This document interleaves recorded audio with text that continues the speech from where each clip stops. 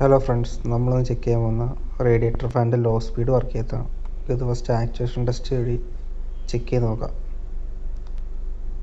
First നമുക്ക് cooling ഫാനിൻ്റെ low speed ഫാനിൻ്റെ റിലേയും ഹൈ സ്പീഡ് ഫാനിൻ്റെ റിലേയും നമുക്ക് ഫസ്റ്റ് ചെക്ക് ചെയ്ത് നോക്കാം. നമുക്കിത് ഫസ്റ്റ് സ്റ്റെപ്പ് കൂളിംഗ് ഫാനിൻ്റെ ഫസ്റ്റ് റിലേ ആണ്. നമുക്കിത് ഓണാക്കാം.